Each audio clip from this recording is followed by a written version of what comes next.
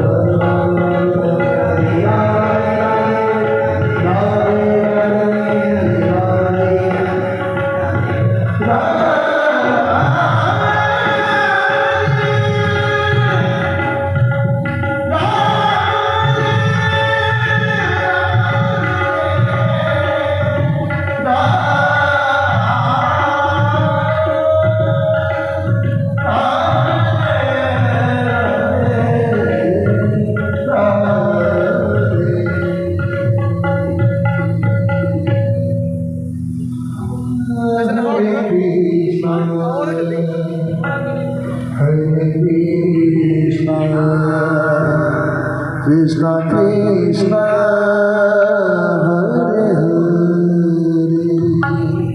Hare Rama Rama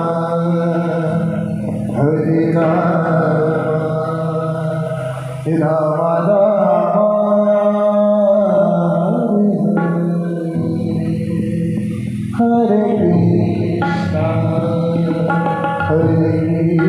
Krishna Krishna Krishna Hare Hare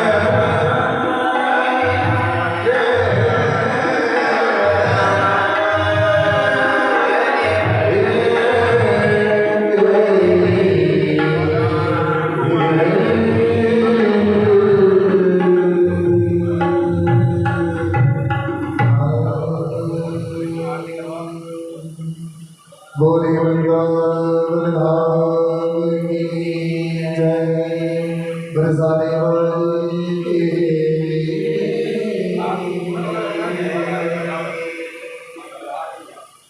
आगे की कस्तूरी हमारे हमारे जैसा रामदास स्वामी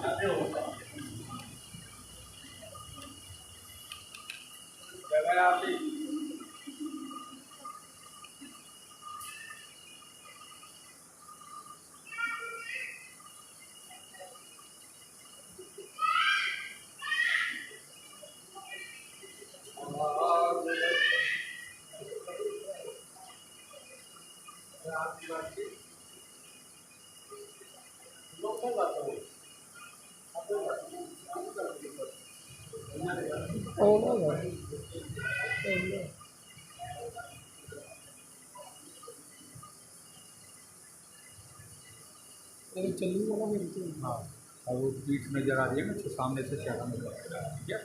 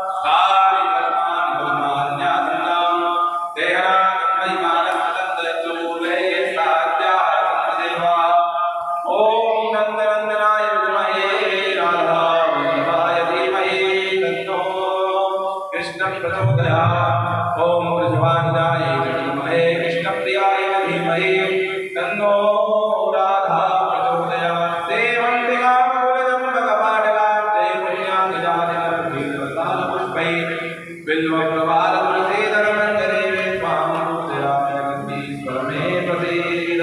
बोलिए श्रीमद् भागवत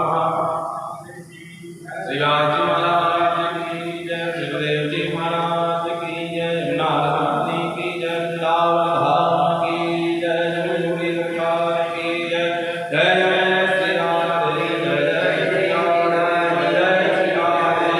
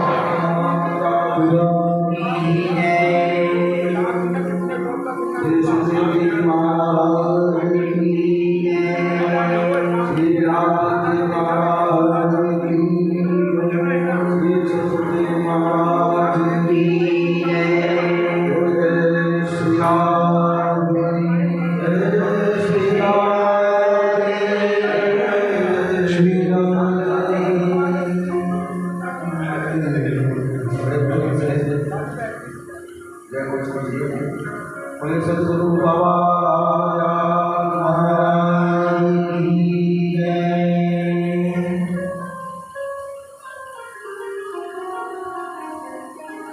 समस्त नगरवासी,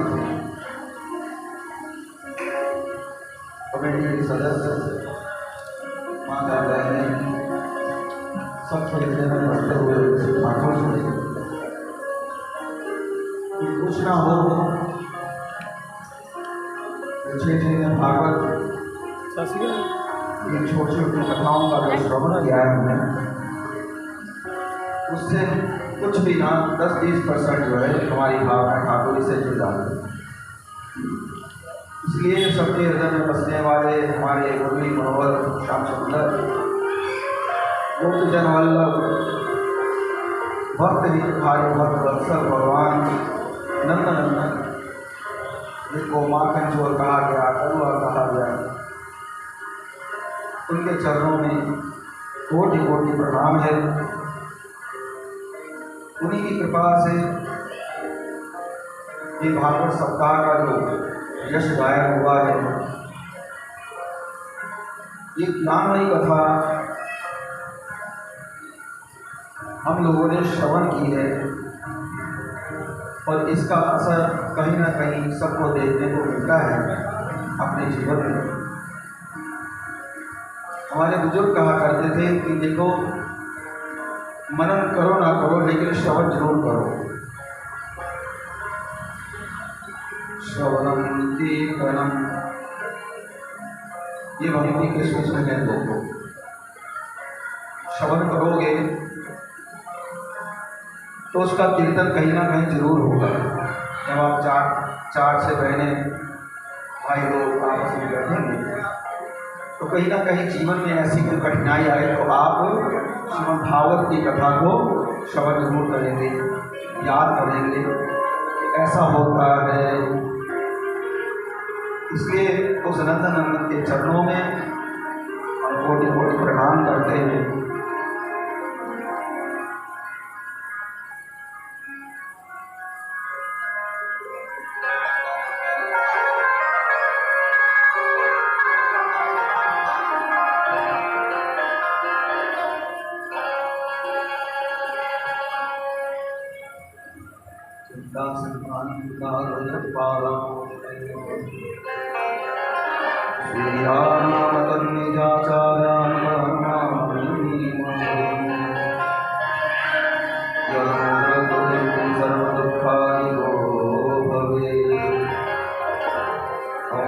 सर्वदा वन्दे श्रीमद्वल्लभनन्दनम्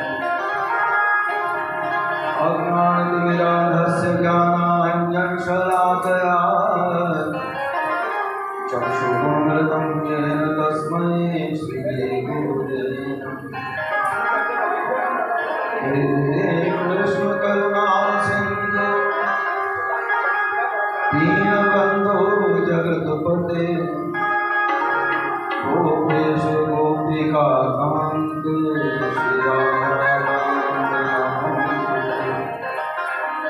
कृष्णाय वासुदेवाय हरे परमात्मने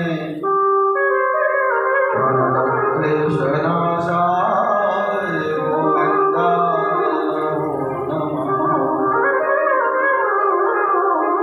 नीलाम्बरश्यामलकोमलाङ्गं सीता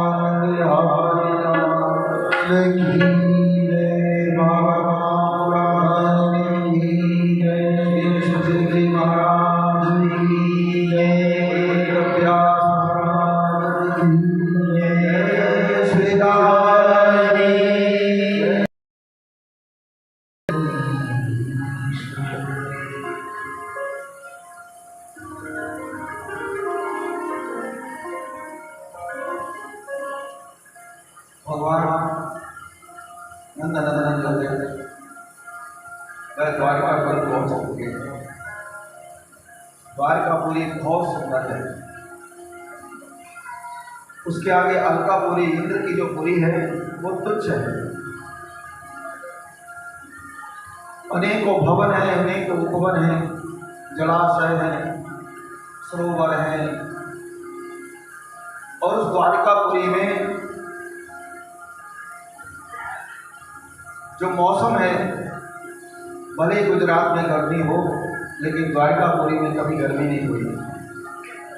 सदैव अनुकूल मौसम बना रहा जब तक भगवान द्वारकापुरी में रहे। उनके वैभव की तुलना किसी से की नहीं जा सकती।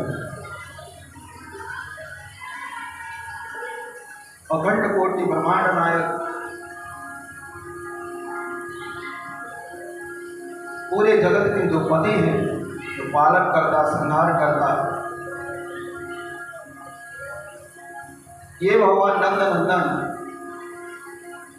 पहले श्लोक में ही वेद व्यास जी ने उनकी उपमा की। आपने श्रवण किया। भगवान की लीलाओं में इतना आनंद है। भगवान ने 11 वर्ष तक ब्रज की लीला की। 11 वर्ष के, चाहे वो महाराज की गोवर्धन उठाया 7 वर्ष की आयु में। तीसरे दिन तो पूतना को ही मार दिया।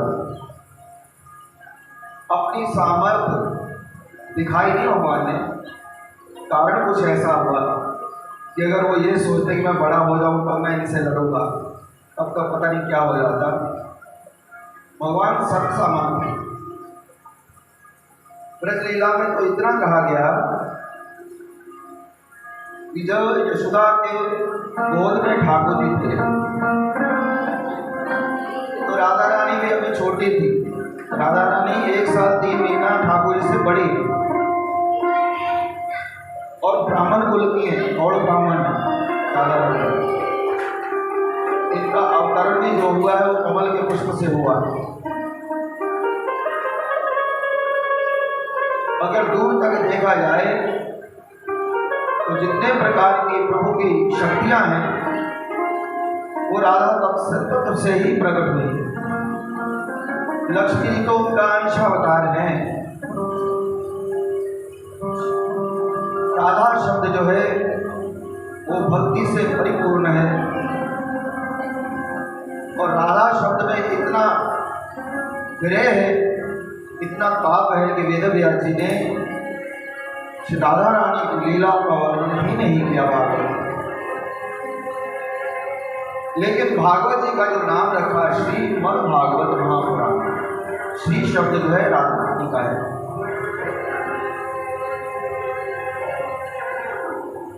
जब कभी सुखदेव जी या व्यास जी श्री राधा कहते तो 6 महीने की समाधि हो जाती। तो वेद व्यास जी ने सोचा कि अगर समाधि ऐसे लगती रही तो मैं भागवत पूर्ण नहीं कर पाऊंगा। इसलिए वेद व्यास जी ने श्री जी की लीला का वर्णन ही नहीं किया। आज तो हमने सप्ताह रखा है भागवत महापुराण का। अनेकों चरित्र हैं, ऐसे ऐसे चरित्र हैं हमारे ब्रज की लीलाओं के, जिनको सुन करके भक्ति ऐसे उत्पन्न होती है और श्री ठाकुर से इतना प्रेम हो जाता है, विश्वास हो जाता है। कभी मौका मिला तो केवल कृष्ण कथा कही जाएगी जिसमें आपको ब्रज के रहस्य, ब्रज की लीलाएं हैं ठाकुर जी की, वो अद्भुत लीलाओं का दर्शन होगा। और वेद व्यास जी ने जहाँ तक लीलाओं का वर्णन किया है अपनी सामर्थ्य के अनुसार, वह भी परिपूर्ण है। भागवत हमारा पूर्ण ग्रंथ है जिसमें बार बार कहा गया है कि इस भागवत ग्रंथ के सुनने मात्र से भक्ति की उत्पत्ति होती है। तो भक्ति की उत्पत्ति तो महाराज हो गई तो श्री राधा रानी तो साक्षात हो गई ना। तो राधा रानी तो भक्ति का स्वरूप, भगवान की आराधनी शक्ति है, भगवान के आराध से प्रकट हुई है। आज सुखदेव जी कहते हैं, राजन मैं आपको श्री कृष्ण की प्रथम संतान का वर्णन करता हूं और ये बड़ा अद्भुत वर्णन है।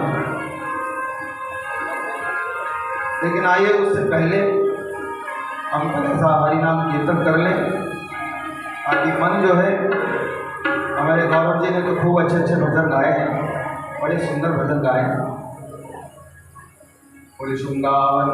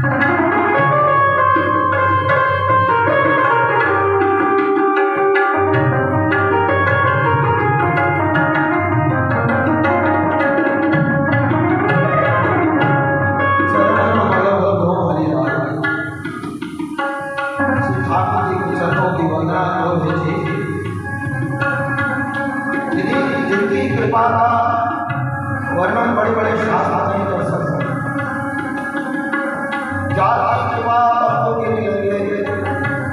हमको होते ही तो बड़े बचाता है। जो लंगड़ा भी पत्थर को पार करता है। जात की कृपा भक्तों के लिए अंधेरे अंधेरे को सब कछुआ रसाई। सूरदास जी की आंखें नहीं दिखेंगी, बिल्कुल आंखों वाला हिस्सा ये नहीं, लेकिन नित्य ठाकुर जी के दर्शन करते हैं। और बहिरो सुने मुंह, जो बोल नहीं सकता, जो सुन नहीं सकता, बहिरो सुने मुंह उन्हीं बोले। और जो रंग है, जो बड़ा ही गरीब है, रंग चले सिर छत्र धराए, वो राजा बन जाता है। और सूरदास स्वामी करुणा में बारंबार नमो ही पाए। हरि हरि हरि हरि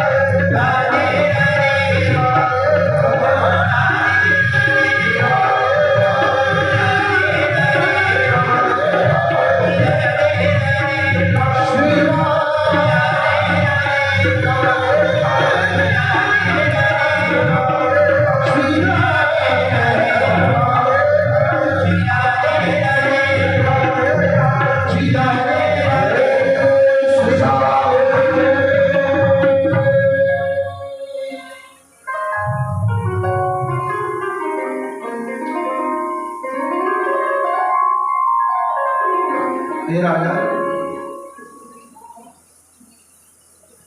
रुक्मिणी जी के प्रथम पुत्र प्रद्युम्न का जन्म हुआ है।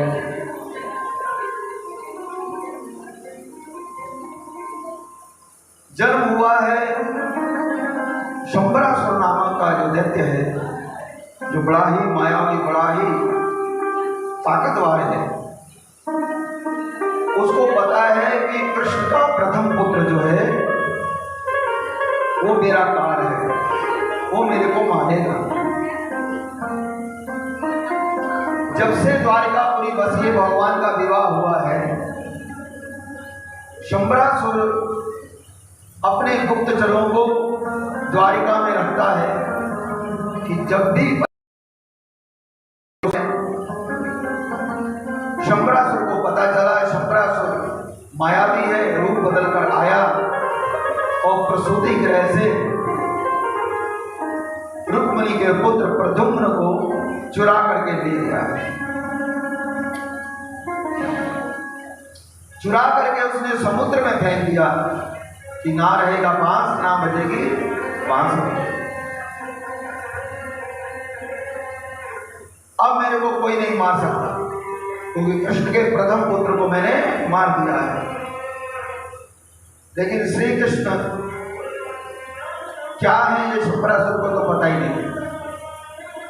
ये मायावी है तो भगवान अति ही मायावी है, उन्हीं की माया सारे जगत में है। उनसे बड़ा मायावी कौन हो सकता है? जगत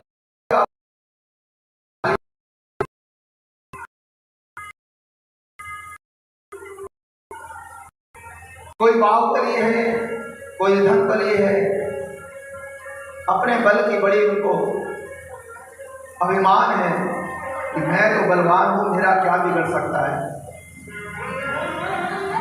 यहां तक कि एक ज्ञानी भी कहता है कि मेरे से बड़ा ज्ञानी कौन है, लेकिन भक्त कभी नहीं कहता कि मेरे से बड़ा भक्त कौन है।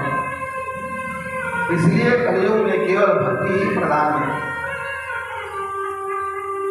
शंबरासुर ने बालक को समुद्र में फेंक दिया और प्रभु की लीला है, वहां एक बड़ी मछली ने उस बालक को निगल लिया। शंबरासुर के इलाके में वह मछली तैरती तैरती चली गई। मछुआरों ने जाल फेंका, वही मछली जाल में आई और उस जाल में फंसी हुई मछली को उन्होंने देखा, इतनी बड़ी मछली है, आज तो राजा बहुत खुश होंगे, जरूर देंगे। इतनी बड़ी मछली 4 मछुआरों ने पकड़ करके और महल में प्रवेश किया है। महाराज जी को बोला कि आपके लिए बहुत बड़ा तोहफा है महाराज, पहली बार है। शंबरासुर ने उनको इनाम दिया, कहा कि इसको रसोई घर में आज इसी की सब्जी बनी। रसोई घर में मछली पहुंची, वहां रसोई ने उसको जैसे काटा, पेट में वो बालक क्या अद्भुत श्री कृष्ण का बेटा है महाराज, जिसका नाम प्रद्युम्न है। जैसे वो बालक निकला तो उसने बालक को निकाल करके वहां एक रसोई घर में मायावती नाम की स्त्री है जो सेवा करती है। जैसे उसने देखा बहुत सुंदर बालक है, तो रसोई ने कहा कि देवी ये बालक अभी अभी जन्मान लगता है, तुम इसका पालन करो, इसको क्या नुकसान पहुंचाना। वो जैसे ही उस बालक को लेके अपने भवन में गई है कि इसको मैं स्नान करवाऊं, कोई दूध वगैरह पिलाऊं, वहां पे नारद जी का आगमन हो जाए। नारद जी इसको कहते हैं, देखो मायावती, ये बालक कोई और नहीं है, ये तुम्हारा पति है। मायावती जो है वो रति है, कामदेव की पत्नी रति है। जब भगवान शंकर के विवाह के लिए भगवान शंकर की समाधि को ध्वस्त करने के लिए देवताओं ने बड़े प्रयास किए, जहाँ भगवान कैलाश में अखंड समाधि में बैठे थे। जब सती का देहांत हुआ है उसके बाद भगवान अखंड समाधि में चले गए। बहुत भजन कीर्तन हुए, रामायण सुनाई गई, भागवत सुनाई गई। शायद भगवान भोलेनाथ जाग जाएंगे, लेकिन भगवान भोलेनाथ को कुछ असर नहीं हुआ, वो अखंड समाधि में बैठे थे। तो ब्रह्मा जी ने इंद्र को कहा कि तुम कामदेव को भेजो। इंद्र ने कामदेव को बुलाया है और आज्ञा करी है कि तुम जाके भगवान शंकर की समाधि को ध्वस्त करो। कामदेव हाथ जोड़ के खड़ा हो गया, प्रभु आप तो मेरे को मृत्यु के पास भेज रहे हैं, शंकर जी की समाधि को तोड़ना मानो अपनी मृत्यु लेना है। तो कहा अगर वहां मृत्यु नहीं मिली तो भैया यहाँ तेरी मृत्यु हो जाएगी, मैं तुम्हें नहीं छोड़ूंगा। तुम भी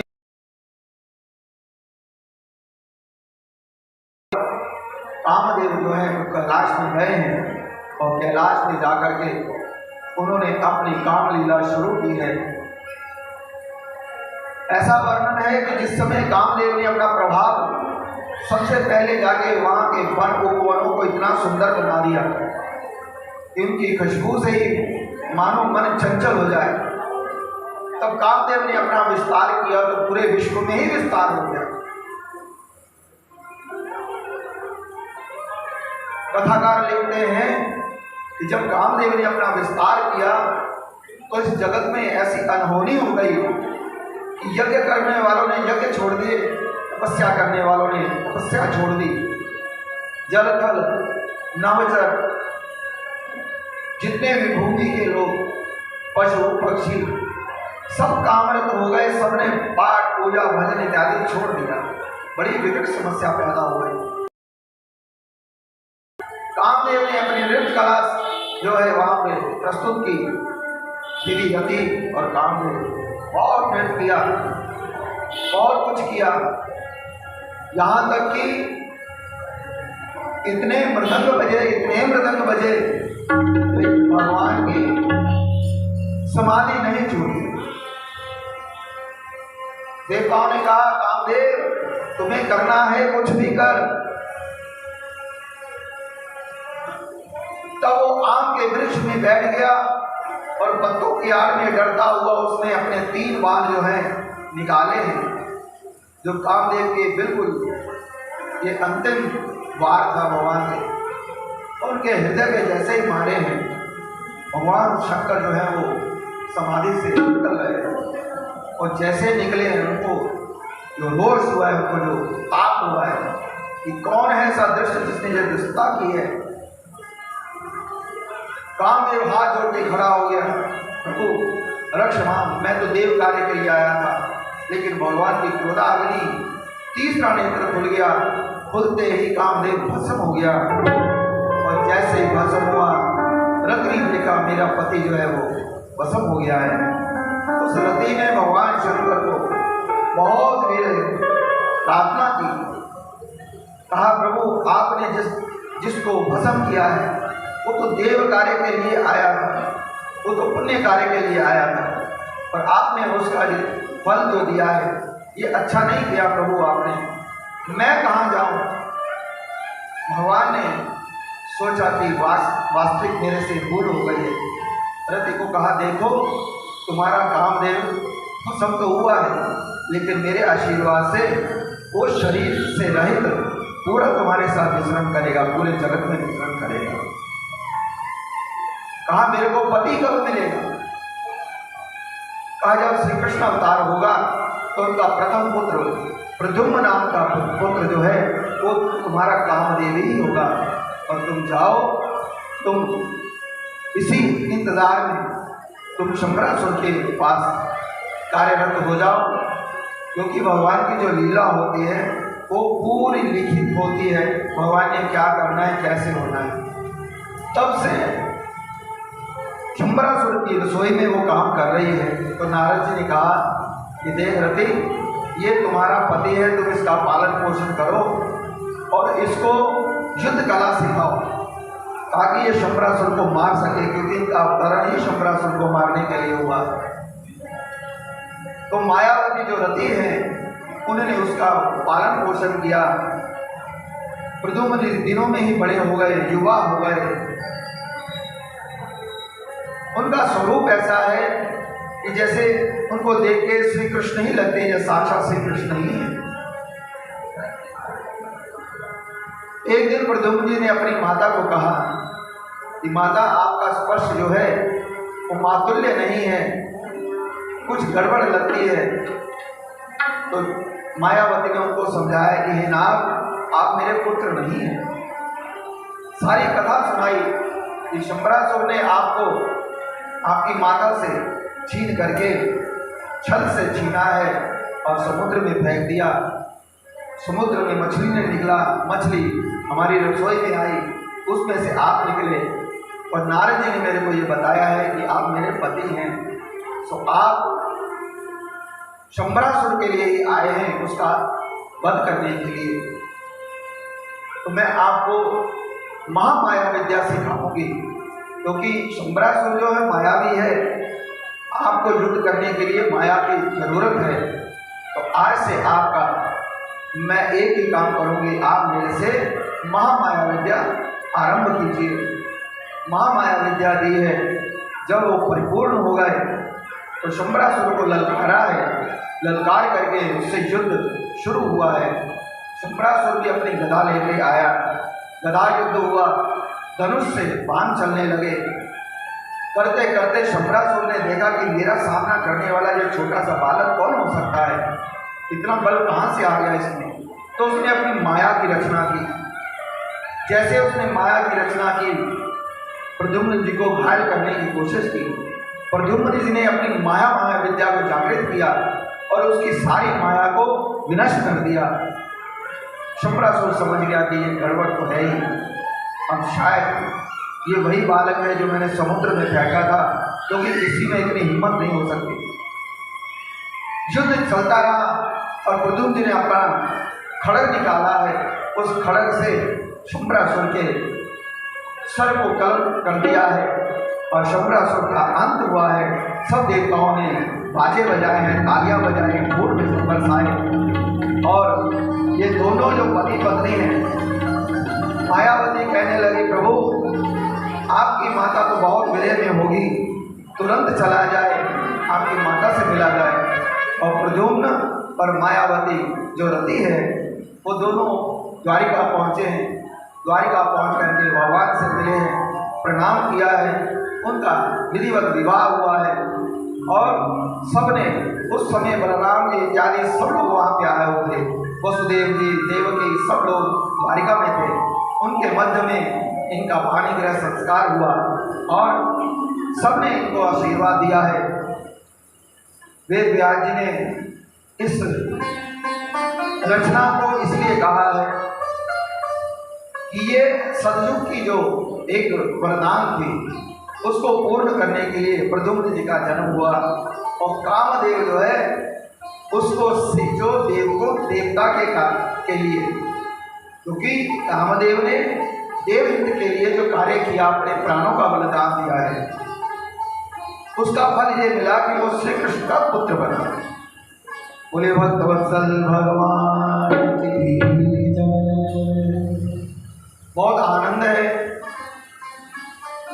चाहूँ और एक ही बात है, एक ही बात की चर्चा है। ये रुक्मिणी मैया के पुत्र तो इतने सुंदर हैं, इतने सुंदर हैं कि साक्षात कृष्ण ही। जब प्रद्युम्न जी द्वारिका में प्रवेश किए अपने महल में, तो वहाँ गोपी भगवान की जो रानियां हैं, उन्होंने जब देखा, और कुछ उनकी दासियां जो स्त्रियां हैं, उन्होंने जब देखा तो वो लज्जा करके कमरों के अंदर हो गई कि ठाकुर जी आ रहे हैं, कि ठाकुर जी कोई विवाह करके आते हैं। चलते चलते रुक्मिणी मैया के कक्ष में जब पहुंचे हैं, तो रुक्मिणी जी भी ये देख करके चकित हो गई। कृष्ण जैसा, क्योंकि थोड़ा तो फर्क है ही, लेकिन कृष्ण जैसा कौन है। तो उन्होंने जाते ही जब प्रणाम किया है माँ कह के, तो उन्होंने मायावती ने ये रुक्मिणी जी को सारी कथा सुनाई कि आपके पुत्र को शंबरासुर ले गया था, ये उसका वध करके आए हैं और मैं इनकी पत्नी हूँ। तब रुक्मिणी जी बड़ी प्रसन्न हुई और यही चर्चा पूरे घर घर में सानंद लोग आनंद ले रहे हैं कि श्री कृष्ण का प्रथम पुत्र जो है हमने आज युवावस्था में देखा, बचपन तो उसका देखा ही नहीं। बोले श्री भक्तवत्सल भगवान की। कहा एक कथा और सुनाते हैं। भगवान पे कलंक हुई द्वारिका में, जबकि द्वारिका नाथ जो है वो सर्व सामर्थ्य है, द्वारिका में किसी की हिम्मत नहीं है भगवान पे कोई उंगली भी उठा सके। सुखदेव जी ने यहां तक वर्णन किया है कि भगवान ने जो महाराष्ट्र की है ना, उसमें भी किसी ने उंगली नहीं उठाई। क्यों नहीं उठाई? कल मैंने बताया था उनके घर वालों ने उनको कमरे में बंद कर दिया था, तो वहां वो शरीर नहीं पहुंचे, सभी गोपियों की आत्मा ही पहुंची, जिसे हम बोले कि अलौकिक शरीर पहुंचे। तो ब्रज में किसी को पता ही नहीं चला कि महाराज हुई भी है कि नहीं हुई। इसलिए श्री कृष्ण के चरित्र में कोई भी कलंक नहीं है। जो एक आध कलंक लगाया गया है वो झूठी तौर से लगाया गया, केवल मात्र उनसे चलने वाले जो राजा थे। आज सत्राजित नाम का एक राजा है, उसने भगवान सूर्य की बहुत तपस्या की, ऐसी तपस्या की कि सूर्य नारायण प्रकट हो गए और वरदान में उन्होंने उसको सम्यंतक मणि प्रदान की और कहा कि सत्राजित जब तक ये मणि तुम्हारे पास रहेगी 4 मन सोना ये रोज ही देगी। सुबह जब से तुम इसकी पूजा करोगे तो इस मणि के द्वारा 4 मन सोना जो है वो तुम्हारे समक्ष उपस्थित होगा। वो बड़ा खुश है और उस सोने की प्राप्ति से वो बहुत बड़ा राजा बन गया है। द्वारका नाथ की इतनी चर्चा है, इतनी चर्चा है, उसको लगा कि आज मैं द्वारिकापुरी जाऊं, मैं अपना वैभव देखूं। ये द्वारिका नाथ तो बहुत बड़े हैं, मैं भी किसी से कम नहीं हूं। वो गले में स्वयं का मणि को धारण करके जैसे ही द्वारिका पहुंचा, तो द्वारिका में मानो स्वयंतक मणि की इतनी रोशनी है, ऐसे लगता है कि साक्षात सूर्य नारायण ही चले आ रहे हैं। द्वारका वासियों ने कहा, वो देखो ये कितनी चमक रही है, ये चमक कहाँ से आ रही है? मानो लगता है कि सूर्य नारायण साक्षात द्वारका नाथ के दर्शन के लिए आए हैं। भगवान को सूचना मिली कि महाराज ऐसा लगता है कि सूर्य नारायण आपके दर्शन के लिए आ रहे हैं। भगवान हंस पड़े, कहा सूर्य नारायण नहीं, ये तो समंतक मणि की रोशनी है, आने दो, कोई बात नहीं। जैसे वो भगवान के पास पहुंचा है, सभा लगी हुई है, सत्राजित आके विराजमान हो गया है, पूरा महल जो है वो जगमगा रहा है। तो कुछ मंत्रियों ने सत्राजित को कहा कि देखो, ये जो तुम गले में डाल के घूम रहे हो ना, ये तुम्हारा कल्याण नहीं करने वाली, आज तुम दिखाने के लिए आ रहे हो। देखो जीव कितना भी समर्थशाली हो, अगर उसने भगवान के घर में आके अपनी सामर्थ्य दिखा दी ना,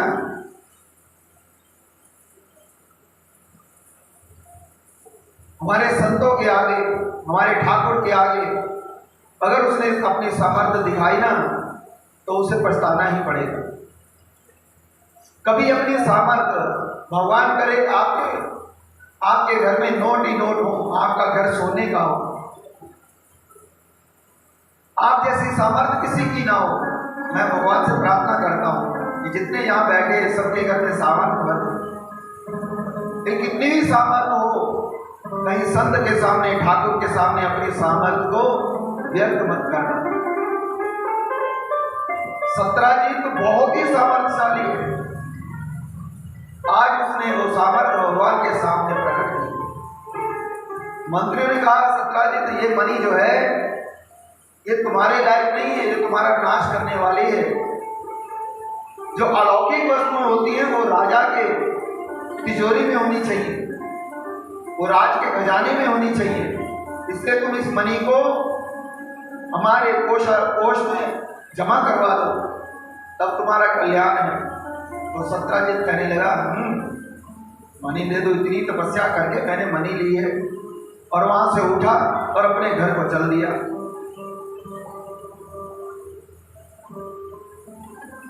कुछ दिनों की बात है, बीत गए दिन, महीना 2 महीने साल 2 साल बीत गए। खूब सोना उसने पैदा किया। उसका एक भाई है प्रसेन।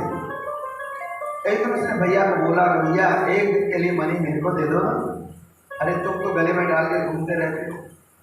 कहा अच्छा ले जाओ। उसने गले में मणि धारण की, घोड़े पे निकला और जंगल में चला गया।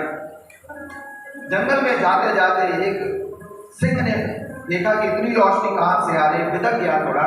उस सिंह ने उसके ऊपर आक्रमण कर दिया और आक्रमण करके उसके घोड़े को भी और उसे भी मार दिया, और मणि को मुंह में डाल करके घूम रहा था। उधर से हमारे जामन जी उसी एरिया में रहते थे, उसी जंगल में रहते थे। जामन जी ने देखा ये सिंह के मुख में ये चमकदार क्या चीज है, बड़ी सुंदर वस्तु है, मैं इसे छीन करके अपनी बेटी को दे दूं, वो खेलेगी तो बड़ी प्रसन्न होगी। तो जामन जी तो महाराज द्वापर युग त्रेता युग के, और उनके जैसा बल किसी में नहीं था। जामन जी ने तुरंत शेर को मारा और मणि ले करके अपनी गुफा में गए हैं और अपनी बेटी जामंती को सौंपी। जामंती जो है सारा दिन उस मणि को गेंद की तरह खेलती रहती है, बड़ी खुश होती है। जहाँ अंधेरे में जाती है वहाँ प्रकाश हो जाता है, जहाँ अंधेरे में जाती है प्रकाश हो जाता है। उसका बड़ा ही मन लग गया, जामन से देख के बड़े प्रसन्न होते हैं। इधर सत्राजित ने देखा बहुत दिन हो गए मेरा भाई नहीं आया। ढूंढने के लिए लोग भेजे गए, पता चला कि भाई जो है वो मर गया है, उसका घोड़ा भी मर गया है। आगे सूचना दी महाराज आपके भाई का तो कत्ल हो गया है, किसी ने मणि की लालच में उसको मार दिया है, उसके घोड़े को भी मार दिया। सत्राजित कहने लगा हाँ मैं द्वारिका गया था ना, तो सब लोग कह रहे थे कि श्री कृष्ण को सौंप दो ये मणि, ये हो ना हो कृष्ण का ही काम है। उसने ये चोरी श्री कृष्ण को लगा दी और पूरी द्वारिका में इसको फैला दिया। द्वारिका में आकर के उसने श्री कृष्ण को कहा कि हे कृष्ण, तूने मेरे भाई को मार करके मणि जो ली है वो मेरे को वापस कर दो। प्रभु ने समझाया कि ये मेरा काम नहीं है, ये किसी और का काम है, लेकिन वो माना नहीं। पूरी द्वारिका में ये चर्चा होने लगी कि देखो सत्राजित ने भगवान के ऊपर लांछन लगा दिया है। भगवान ने सोचा लांछन तो इसने लगाया, लेकिन पता करना पड़ेगा कि हुआ क्या है। भगवान गए अपने रथ में चढ़ गए, उन्होंने देखा कि गए तो देखा सिंह भी मरा पड़ा है। उस सिंह के पास एक रीछ के पांव जो है वो पद चिन्ह उनको दिखाई दिए। उस पद चिन्हों के सहारे भगवान जामंत की गुफा तक पहुंचे। गुफा के अंदर गए तो जामंती जो है उस मणि से खेल रही थी। भगवान ने कहा बात और समझिए। उन्होंने कहा कि ये मणि हमें वापस कर दो। वो भाग करके पिताजी के पास चलेगी, जामन जी के पास चलेगी, देखो कोई आया है और मेरे को कह रहा है मणि वापस करो। जामन जी आए हैं, उन्होंने भगवान को ललकारा है कि क्यों भाई, ये क्यों मेरी बेटी से मणि छीनना चाहते हो। भगवान ने कहा कि ये मणि तुम्हारी नहीं है, तुमने किसी से छीनी है, और ये छीनने में ये कलंक मेरे सर पे आया है। तो जामन कहता है अच्छा आपको मणि चाहिए तो युद्ध कर लो, युद्ध करो और मणि ले जाओ। उसे क्या पता था कि सामने कौन है, क्योंकि जामवंत तो बहुत बलवान है, उसके सामने बड़ी कौन ने कहा ठीक है। 27 दिन युद्ध हुआ महाराज, 27 दिन मल युद्ध होता रहा, सुबह से लेकर शाम तक युद्ध। जामवंत के एक एक अंग ढीले पड़ गए। जामवंत जी ने सोचा कि भाई ये इस पृथ्वी के ऊपर, पूरे भूमंडल के ऊपर ऐसा कोई पहलवान नहीं है जो मेरे साथ एक दिन भी युद्ध कर ले। ये कौन है? पूर्व स्मृति जामवंत जी को आई। जब रावण मर गया, सब मर गए, भविष्य उनको राज्य दे दिया गया, तो भगवान ने सबको कहा कि आपने मेरी बड़ी हेल्प की है, बड़े मेरे युद्ध में जो है सहायक बने हो, मांगो उसको क्या क्या चाहिए। सबने कुछ ना कुछ मांगा।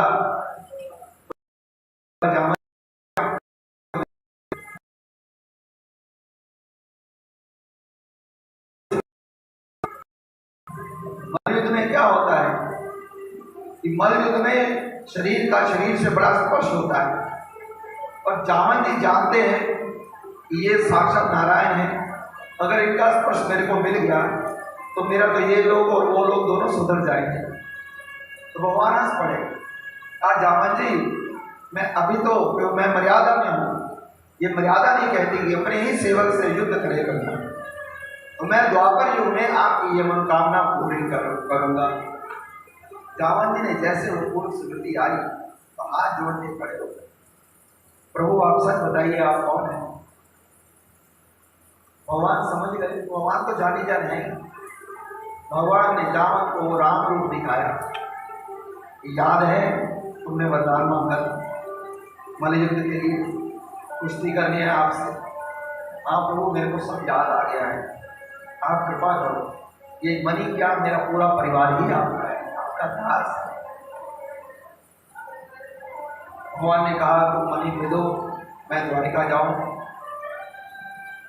जामवंत जी कहने लगे कि मेरी एक प्रार्थना है प्रभु, आपसे बढ़कर इस पृथ्वी में मेरी बेटी के लायक कोई नहीं है। मेरी जामवंती से विवाह कर दीजिए। बोलिए भक्त वत्सल भगवान है। जामवंती भी कौन है? रीछनी है। जामवंत जी रीछ है तो उनकी कन्या रीछनी हुई।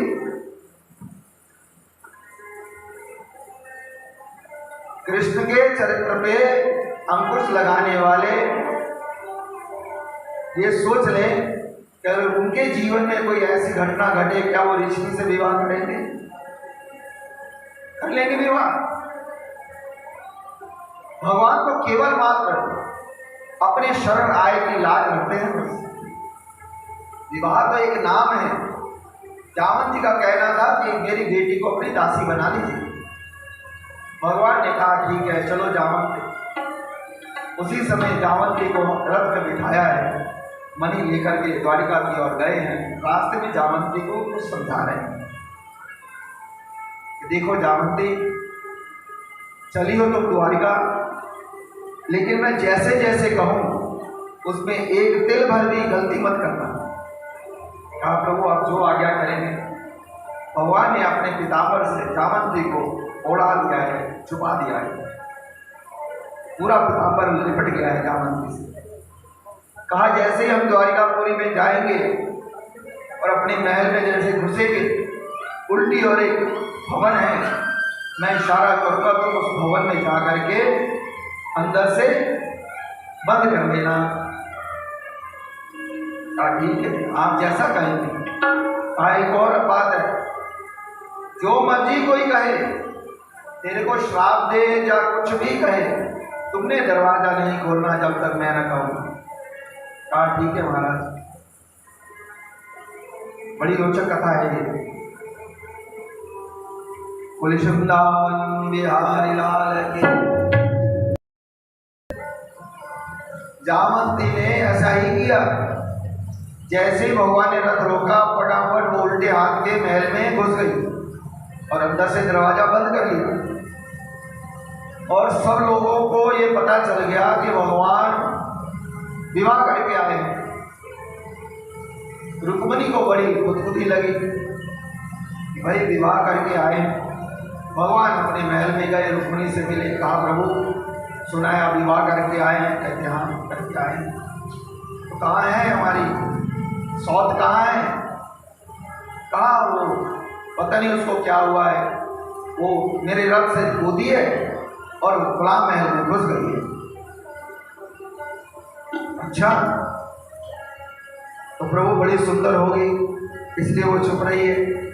क्या मेरे से भी सुंदर है? हर स्त्री को होता है ना कोई मेरे से सुंदर ना हो। ये हर पति के लिए पत्नी सुंदर होती है और हर पत्नी के लिए पति सुंदर होता है। प्रेम में तो रूप देखा ही नहीं जाता, असली प्रेम तो यही है, उसमें रूप रंग नहीं देखा जाता। प्रेम में कोई दूसरी वस्तु नहीं होती, केवल प्रेम होता है। अगर प्रेम है तो व्यवहार में तो हर चीज देखी जाती है, नाप तोल देखा जाता है। व्यवहार में तो हर चीज तगड़ी पे तोल के ली जाती है,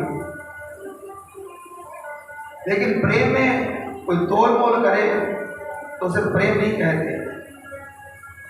आज इस कलयुग में जो प्रेम की बात होती है ना, इसे प्रेम नहीं कहते, ये प्रेम तो है ही। रुक्मिणी जी कहने लगी मेरे को वहां लेके चलो प्रभु। चलो महाराज आओ। रुक्मिणी और कृष्ण जो है और दास दासियां सब बाहर खड़ी हैं। अंदर से उसने दरवाजा बंद कर रखा है। उसने कहा हे बहन, अरे तू क्या कर रही है?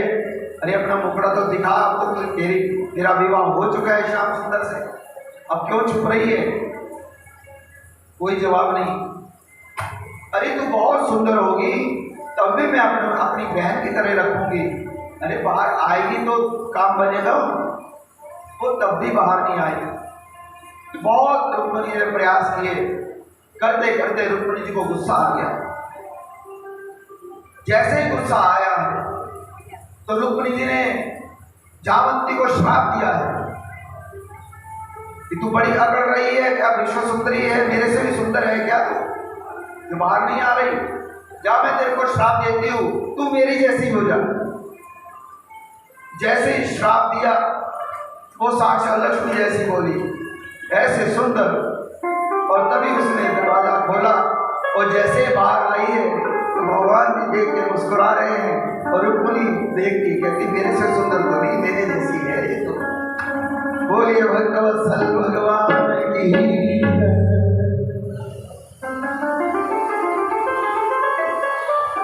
भगवान के जो निज जन होते हैं ना, वो कैसे भी हो, उनमें एक अलग अट्रैक्शन होती है, एक अलग ही नूर होता है, वो सबको सुंदर लगते हैं। श्याम सुंदर सुनते हैं, स्वयं तो काले काले ही हैं, लेकिन विश्व को मोहित किया हुआ है। क्या स्त्री, क्या पुरुष, क्या बालक, सबको मोहित करते हैं। तो जो उनके निज जन होते हैं उनमें भी एक आकर्षण होता है। जिनके हृदय में कृष्ण है उनमें आकर्षण नहीं होगा। आज जावंती को जो विवाह करके लाए हैं, उसको बनाया है, क्या उसको रीछ नहीं रहने देंगे? वो उसका श्राप सुनते ही श्याम सुंदर की मुस्कुराहट जो है, दोनों पतियां खिल गई हैं। मैं यही तो चाहता था, यही तो लीला करनी थी। महल में लिजाया गया, सोले परिवार के बीच में पूरे विधिवत संस्कार से जो उनकी विवाह हुआ है। अब जावंती जो है खुशी खुशी अपने महल में रह रही है। बोले जावंती कृष्ण की।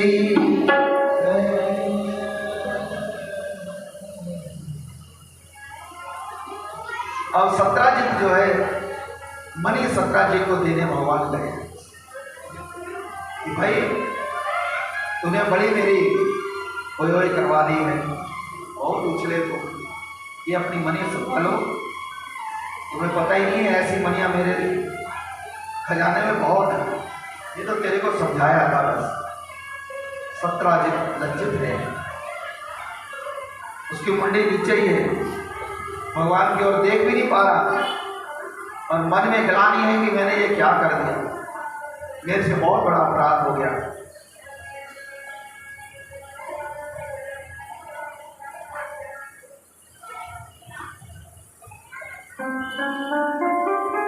हाथ जोड़ के खड़ा, प्रभु मेरे को क्षमा करो, मेरे से बहुत बड़ी भूल हो गई है, मैं इस भूल का पश्चाताप